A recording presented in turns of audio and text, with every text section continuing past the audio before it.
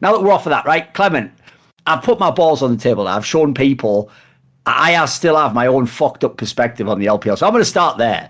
What the fuck happened to Top Esports? Last year, they were easily the best team, Clement. They were so good. This is one of those ones where it hurts to try and help people from the LPL. Because you go, right, and you know all your friends only watch fucking LEC or LCK, and you tell them all, y'all don't know anything. You want to see this Top Esports. They're going to beat everyone at Worlds. They're going to dominate every lane. They're going to fucking smash everyone. In fact, there's not even going to be team fights. Have you ever even watched the LPL? They're just going to skirmish all day long early. That Knight and Carcer will have won the game by 20 minutes in. Then Worlds comes. They're not doing any of that stuff. They're even losing to fucking Fnatic. I was just like, oh, what's going on? Oh. So I still believe in Top Esports, right? I know they haven't been that great the last split or so. But let's start with this team here, Clement, because the stupid thing is they still have a lot of the qualities that made them so good before, which is they do have some really sick players. Like individually, they do have some of the best players in the LPL. So what do you think?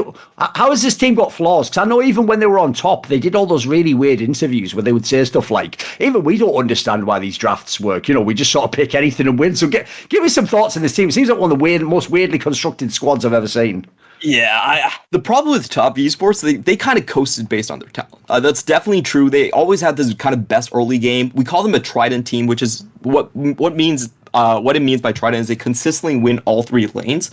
And when you have that sort of a setup, a lot of times you don't really have to have a very solid mid to late game plan to close out the games. And Top Esports, what they had was they had a number of flaws that I don't think were exposed very well. Number one is that they had very inconsistent engage. When you look at their top lane, 369, he was rocking like a 30% win rate on Ornn throughout most of his career. Of course, later on, his Sion was a little bit better, but their engages were not great. And the way they would actually close out fights was that they would try to draft for range advantage. They would sit in mid lane, and then they would wait for the enemy team to engage on them. So they're basically handing the opponent teams the keys to the game. They're saying, we're going to react towards you, and because we have better mechanics, we'll come out on top. That is, for me, that's not a great style to win the game.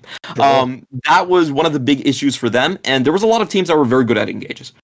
You had Ming, who was coming in on...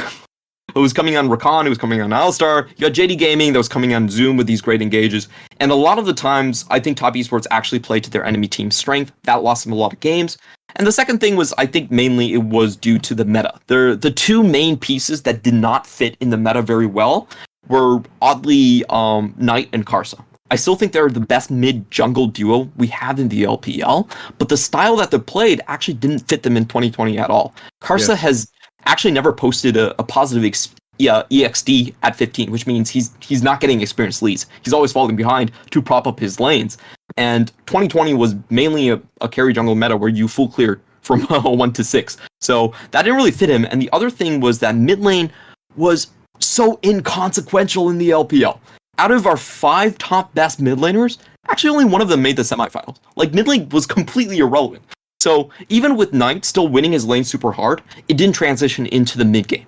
And when it come into the late game, oftentimes they were on the back foot. They were letting their enemy teams kind of pick the spots that they wanted to fight in. So that was kind of Top Esports in 2020. But I actually have a lot of faith in Top Esports being a better team.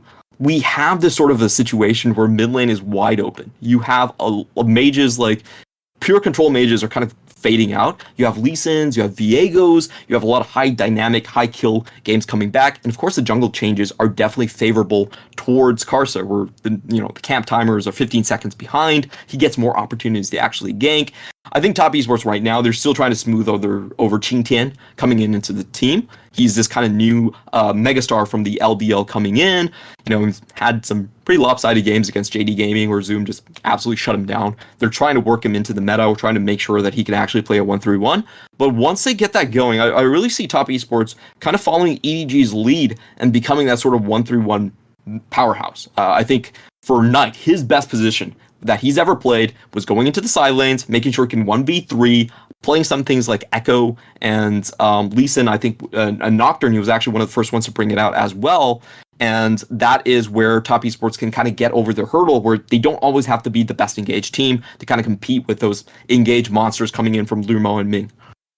Sure. And by the way, if people haven't been watching, the last few weeks especially, Top has looked a lot better. Like, they've actually started to have the big wins that you hoped they would have. Want to see more cool, funny, interesting clips based on topics from my content? Well, subscribe to this channel then, or, be a pleb and don't.